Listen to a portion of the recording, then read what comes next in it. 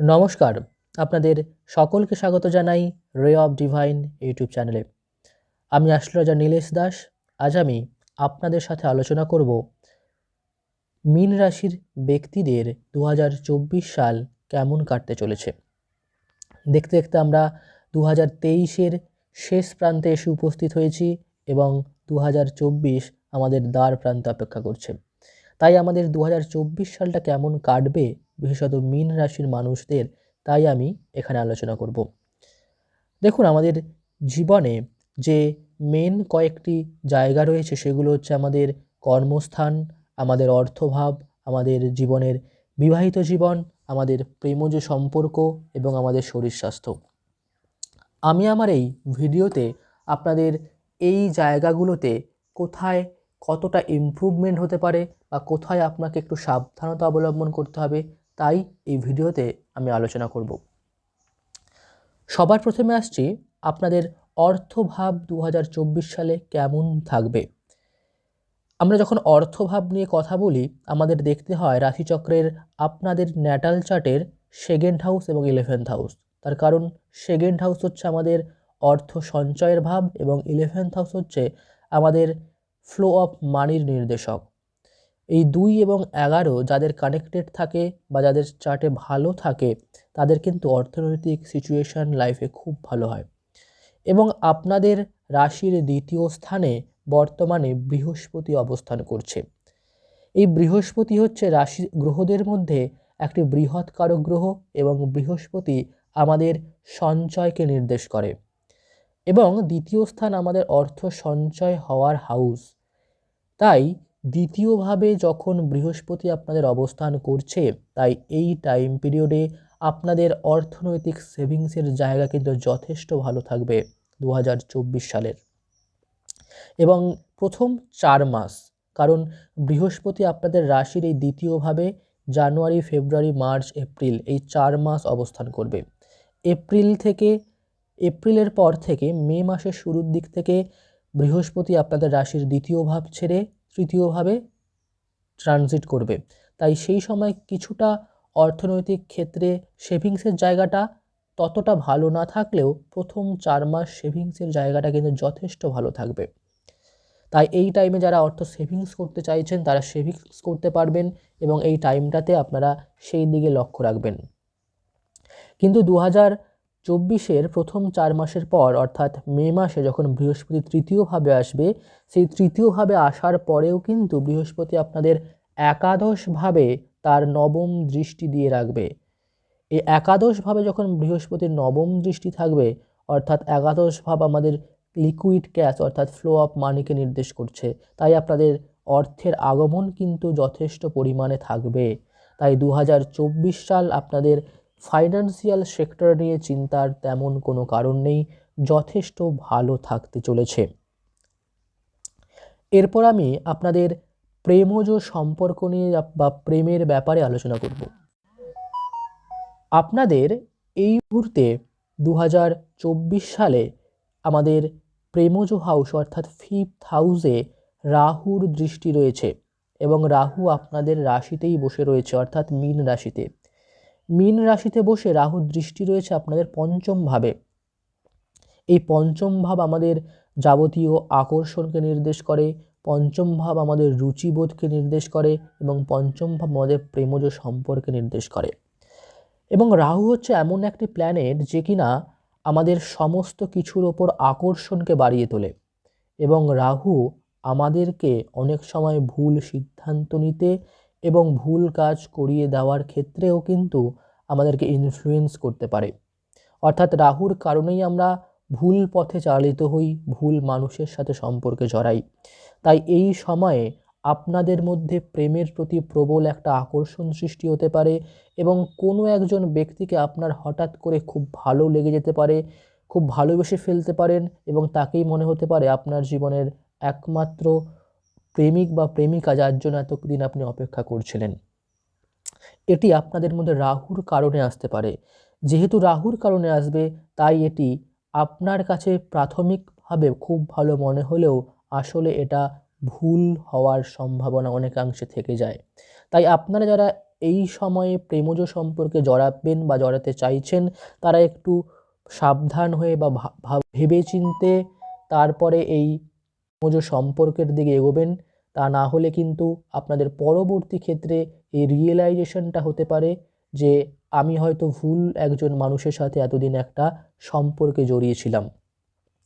এবং রাহু যেহেতু আপনাদের রাশিতেই বসে রয়েছে, অর্থাৎ আপনার মনের মধ্যে প্রবল তীব্র আকাঙ্ক্ষা, আকর্ষণ, ভুল জিনিসের প্রতি আকর্ষণ এগুলো কিন্তু বাড়িয়ে তুলবে।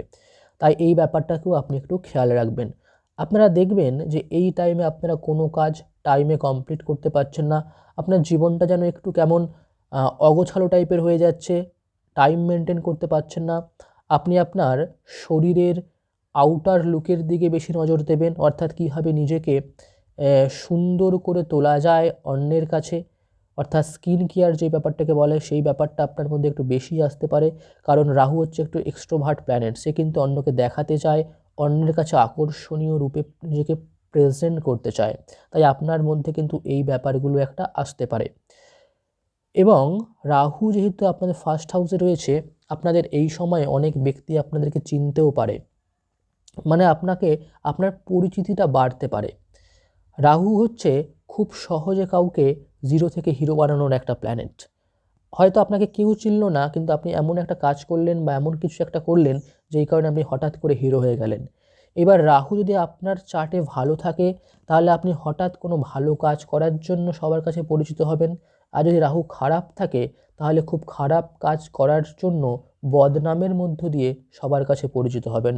তাই অবশ্যই এই টাইমে আপনার পার্সোনাল ন্যাটাল চার্টে রাহু কেমন রয়েছে সেটা আপনার পছন্দের কোনো একজন অ্যাস্ট্রোলজারকে দেখিয়ে তার কনসালটেন্সি নিতে পারেন। এরপর আসছি বিবাহিত লাইফ নিয়ে কেমন যেতে পারে মীন রাশির মানুষদের। আপনাদের 7th হাউসে কেতু অবস্থান করছে। 7th হাউস থেকে আমরা আমাদের বিবাহিত জীবনকে বিচার করি, এবং এই 7th হাউস যেহেতু কেতুর মতো একটা প্ল্যানেট বসে রয়েছে, কেতু হচ্ছে আমাদের সমস্ত জায়গা থেকে ডিটাচমেন্ট দেয়, অর্থাৎ বিকর্ষণ। রাহু হচ্ছে অ্যাট্রাকশন, কেতু হচ্ছে ডিটাচমেন্ট। অর্থাৎ যে হাউসে কেতু বসে সেই হাউসের প্রতি আমাদের আকর্ষণ বোধকে কমিয়ে দেয়, তার প্রতি আমাদের কেয়ারিং ভাবটাকে কমিয়ে দেয়। এবং 7th হাউসে যেহেতু কেতু বসে রয়েছে, তাই আপনার এই সময়ে আপনার পার্টনারের প্রতি খুব বেশি একটা আকর্ষণ নাও থাকতে পারে। আপনার পার্টনারকে হয়তো আপনার আগের মতো পছন্দ হচ্ছে না, হঠাৎ তার থেকে দূরত্ব তৈরি, এই জাতীয় ব্যাপার আপনার মনের মধ্যে আসতে পারে। কিন্তু এটা শুধুমাত্র কেতুর অবস্থানের কারণেই হচ্ছে। তাই এই টাইম পিরিয়ডটা বা এই সময়টা পেরিয়ে গেলে কিন্তু আবার এই প্রবলেমটা ঠিক হয়ে যাবে। এবং এই রাহু আবার সপ্তমেও আপনাদের দৃষ্টি দিয়ে রেখেছে এবং পঞ্চমেও দৃষ্টি দিয়ে রেখেছে। তাই 2024 সালে মীন রাশির মানুষ যারা রয়েছেন এখনও বিবাহ হয়নি, তাদের কিন্তু বিবাহ করার একটা যোগ তৈরি হয়েছে। বিশেষ করে জানুয়ারি মাসের পর থেকে আপনাদের এই টাইমটা শুরু হয়ে যাবে। এবং যেহেতু বৃহস্পতি 2024-এর মে মাস থেকে তৃতীয়ভাবে অবস্থান করবে, তৃতীয় ভাব থেকে আপনাদের পঞ্চম দৃষ্টি আপনার সপ্তম হাউসে পড়ছে। 2024-এর মে মাসের পর থেকে বৃহস্পতি ট্রানজিট যখন হবে তারপর থেকে আপনাদের বিবাহ হওয়ার যোগ তৈরি হয়ে রয়েছে। এবং রাহুর দৃষ্টিও রয়েছে এবং বৃহস্পতিরও দৃষ্টি পড়বে এবং কেতু অবস্থান করে রয়েছে। এই ক্ষেত্রে কি হতে পারে, রাহুর দৃষ্টির কারণে আকর্ষণ, আবার কেতু বসে থাকার কারণে ডিটাচমেন্ট। তাহলে কীরকম ঘটনা ঘটতে পারে শুনুন।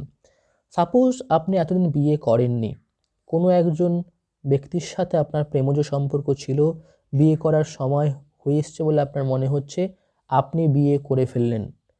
কিন্তু বিয়ে করার পর তার সম্বন্ধে এমন কিছু আপনি জানলেন বা এমন কিছু আপনার রিয়েলাইজ হলো, তারপরে বিয়ের পর থেকে আপনার পার্টনারের প্রতি আপনার সেই আকর্ষণটা হারিয়ে গেল। কারণ রাহু যেহেতু দৃষ্টি দিয়ে রেখেছে তাই আকর্ষণটা আপনাকে প্রথমে দেবে। সেই আকর্ষণে হয়তো আপনি বিয়ে করলেন, বিয়ে করার পর কেতুর অবস্থানের কারণে তার ওপর থেকে ডিটাচমেন্ট তৈরি হবে, অর্থাৎ তাকে আর আগের মতো অতটা ভালো লাগবে না, মনে হবে একটা ভুল মানুষের সাথে হয়তো আমার বিয়ে হয়ে গেছে। এরকম একটা সিচুয়েশান আপনাদের এই কানেকশানে কিন্তু আপনাদের লাইফে সৃষ্টি হতে পারে। কিন্তু অবশ্যই এটা আপনার পার্সোনাল ন্যাটাল চার্টে সেই যোগ থাকতে হবে, সেই কানেকশন থাকতে হবে, তাহলেই কিন্তু ঘটনাটা ঘটবে। কারণ আমি যে ডিসকাশনটা করছি সেটা হচ্ছে একটি ওভারঅল ডিসকাশন, তাই আপনারা অবশ্যই এই ব্যাপারে একটু সজাগ থেকে যারা বিয়ে করতে চাইছেন তারা বিয়ে করবেন। এরপরে আমি আসছি আপনাদের ইকোনমিক্যাল পার্টে, অর্থাৎ আপনাদের প্রফেশন অর্থাৎ কেরিয়ার। আপনাদের কেরিয়ার কেমন যাবে? অনেকে চাকরি পাচ্ছিলেন না, চাকরি নিয়ে অনেক টেনশন রয়েছে, কবে চাকরি পাবো, চাকরি হওয়ার যোগ কিছু রয়েছে কি নেই, এই ব্যাপারে আপনাদের প্রত্যেকের মনে কিছু প্রশ্ন থাকে। প্রথমেই জানিয়ে দিই, মীন রাশির মানুষদের 2024-এর শুরুর 4 মাস বৃহস্পতি ষষ্ঠ, অষ্টম এবং দশমে দৃষ্টি দিয়ে রেখেছে দ্বিতীয় হাউসে বসে, অর্থাৎ 6, 8, 10, 2 এই কানেকশন আপনাদের জন্মছকে তৈরি, আপনাদের বর্তমান ট্রানজিটে তৈরি হয়ে রয়েছে। তাই অবশ্যই আপনাদের এই সময়ে চাকরি পাওয়ার সুবর্ণ সুযোগ তৈরি হয়েছে। তার কারণ আমাদের ষষ্ঠ ভাব থেকে আমাদের ডেলি লেবার, ডেলি পরিশ্রম, অর্থাৎ যেটাকে আমরা চাকরি বলে থাকি, সেইটা আমাদের ষষ্ঠ হাউস থেকে আমরা দেখে থাকি। এবং দশম হচ্ছে আমাদের কর্ম বা প্রফেশন, কারণ চাকরিটা হচ্ছে আমাদের কর্ম বা প্রফেশন। এবং সেকেন্ড হাউস আমাদের অর্থের জায়গা, কথা বলার জায়গা, অর্থাৎ 2, 6, 10 এই কানেকশানে আপনাদের কিন্তু চাকরি পাওয়ার যোগ তৈরি হয়ে রয়েছে। তাই যারা চাকরির পরীক্ষা দিয়েছেন, চাকরি পাওয়ার জন্য ওয়েট করছিলেন, হয়তো আপনাদের 2024-এর শুরুর কয়েকটা মাসের মধ্যেই সেই রিলেটেড কোনো সুখবর আপনার কাছে আসতে পারে। তাই আপনারা অবশ্যই এই ব্যাপারটাকে একটু মাথায় রাখবেন, এবং এই টাইমে যদি কোনো রেজাল্ট বেরোনোর থাকে পরীক্ষার, সেখানে কিন্তু আপনাদের একটা পজিটিভ সম্ভাবনা রয়েছে। এরপরে আপনাদের কর্মে যারা রয়েছেন, চাকরি করছেন, তাদের ক্ষেত্রেও কিন্তু উন্নতির যোগ রয়েছে 2024 সালে। বিশেষত যারা শিক্ষকতা প্রফেশনের সাথে রয়েছেন, এডুকেশন ফিল্ডের সাথে জড়িত রয়েছেন মীন রাশির মানুষরা, তাদের জন্য খুব ভালো হবে চাকরি বা কর্মের জায়গায়। কারণ বৃহস্পতির 2, 6, 8, 10 যে কানেকশন, সেটা যেহেতু বৃহস্পতি গ্রহ দিয়ে হয়েছে, বৃহস্পতি আমাদের শিক্ষার কারক গ্রহ, জ্ঞানের কারক গ্রহ, তাই এই জাতীয় ফিল্ডের সাথে যুক্ত মানুষদের ডেভেলপমেন্ট বা উন্নতি আরও ভালো হবে। এবং আপনাদের জন্মছকে বর্তমান ট্রানজিট অনুযায়ী ষষ্ঠ হাউসে বৃহস্পতি এবং শনির একটা দৃষ্টি থাকবে। শনির দৃষ্টির কারণে শনি আপনাদের 12th হাউসে বসে রয়েছে। 12th হাউস হচ্ছে আমাদের ব্যয়ভাব, হসপিটালাইজেশন, আমাদের বেড, প্লেজার, এই সমস্ত কিছু নির্দেশক। শনি আপনাদের 12th হাউসে বসে ষষ্ঠ হাউসে দৃষ্টি দিচ্ছে। তাই এই সময়ে যাদের হাড়ের কোনো সমস্যা রয়েছে, ব্যথা, কোমরের লোয়ার পোর্শনে ব্যথা, হাড়ের সমস্যা, এই জাতীয় প্রবলেম রয়েছে, তারা একটু সাবধানে থাকবেন। এছাড়া আপনাদের খুব বড় কোনো মেজর হেলথ ইস্যু 2024 সালে লক্ষ্য করা যাচ্ছে না। এবং বৃহস্পতি যখন আপনাদের রাশির তৃতীয় ভাবে যাবে, অর্থাৎ মে মাসের পর থেকে, তৃতীয় ভাব হচ্ছে আমাদের কমিউনিকেশনের ভাব, আমাদের যোগাযোগের ভাব। সেই সময়ের পর থেকে আপনার এমন অনেক মানুষের সাথে পরিচিত হবে যারা আপনার থেকে একটু জ্ঞানী, আপনার থেকে একটু প্রজ্ঞাবান, অর্থাৎ কিছু ভালো মানুষের সাথে আপনার পরিচিতি হবে, যার থেকে আপনি খুব উপকৃত হতে পারেন, অনেক জ্ঞান সঞ্চয় করতে পারেন। তাই ওই টাইম পিরিয়ডটা কিন্তু আপনি আপনার ভালোর জন্য, আপনার ডেভেলপমেন্টের জন্য, আপনার উন্নতির জন্য সেই সমস্ত মানুষের সাজেশন নিয়ে চলতে পারেন। ওভারঅল 2024 সাল মীন রাশির মানুষদের কিন্তু খুব একটা খারাপ কিছু নেই, যথেষ্ট ভালোই রয়েছে।